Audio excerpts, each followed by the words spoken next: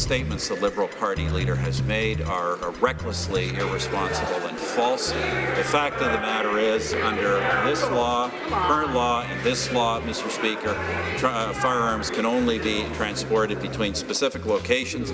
They must be in a locked case, they must be in a trunk, and they must be unloaded. And Mr. Speaker, those are the facts, but we expect this kind of distortion from the party that brought in the long gun registry and is itching to bring it back.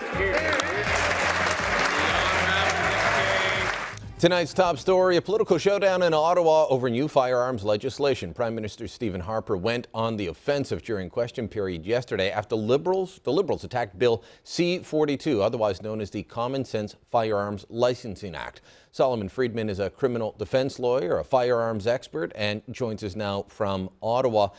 Solomon, this is the bill that does away with what I call the hall pass, and that's what the Liberals are trying to claim is the real problem here. Is that this bill, maybe we can show the tweet they're sending out all over the place to try and raise money. This bill will allow everyone to take their firearms to the grocery store, to the mall, to the hockey rink. And they've got pictures. To me, it looks like an AR-15, a couple of pistols, and maybe a Tavor.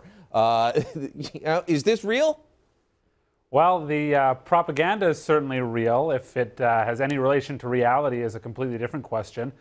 In fact, I think if we look at this, the rhetoric that's coming out of Justin Trudeau and the Liberal Party, it is so far from the actual reality of this bill. The truth is we're talking about something here called an authorization to transport. And that's essentially permission for somebody who is already licensed. They've already passed their background checks and their safety course and their training to own handguns for target shooting, etc. Now, the only thing this law will change, it will get rid of the need for a specific piece of paper, that authorization to transport. But it will in no way change the regulations or the manner in which guns can be transported, or most importantly, where they can be taken. All right, well, I want you to listen to Justin Trudeau here. This is what he was saying as he came out of caucus yesterday. And he makes it sound like it's going to be in so many parts of the United States. And look, I know there are people that think we should go that route, but in lots of parts of the U.S., you can just keep a gun in your car at all times. You can have a handgun in your glove box just in case you need it. And that's what Trudeau is hinting could come here. Roll tape. We will not be able to support C-42. First of all, because of the loosening of transport regulations, which means that it would be very possible for, in any given supermarket parking lot, for firearms to be in the trunks of a car and therefore easily accessed by criminals. We feel that the classification of firearms, particularly what is an assault rifle and what is not, should be left to proper police authorities and not to politicians. All right, so two parts there. Let's deal with the authorization to transport first, and then I want to get to who should be able to classify firearms. So Trudeau is saying, thieves can go into your car and steal them because they're just going to allow these guns to be hanging out in supermarket parking lots. Is that allowed at all under current legislation, whether it's restricted or non-restricted? Will it be allowed under the new legislation once it passes? When I hear Justin Trudeau commenting in the way he has, there are only really two possibilities. Either he's being dishonest, or he is just shockingly ignorant about the current state of gun laws.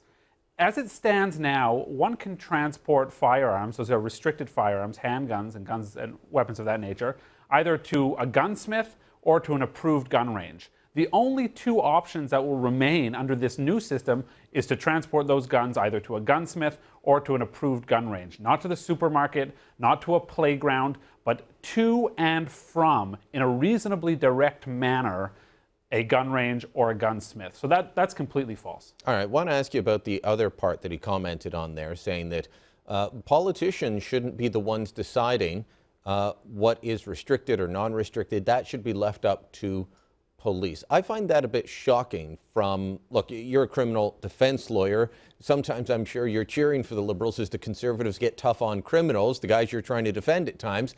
But they're often saying, oh, no, we shouldn't give police more powers. Here he's saying, instead of giving police more powers over criminals, he says police should have more powers over law-abiding gun owners.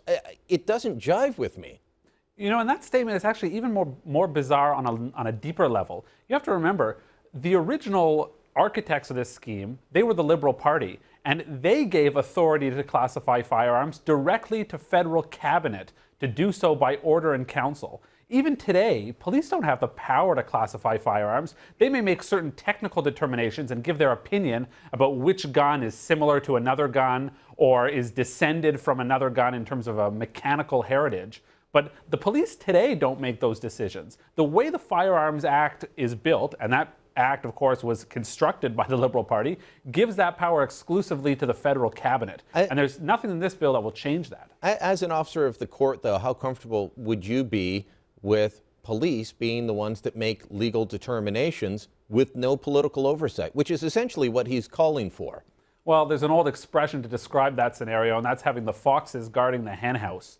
That when you have policing bodies who may have certain political agendas or certain beliefs about who should or should not have guns and what type of guns should be owned, why would you give those technical decisions to that body? These are policy decisions that need to be made in a democratic manner. We need to ask ourselves those questions. What kind of guns do we want to have available in Canada? And handing those to unaccountable police officials is really not the smart way to go from a policy perspective. All right, Solomon Friedman, great talking as always. You bring the common sense. Thanks so much.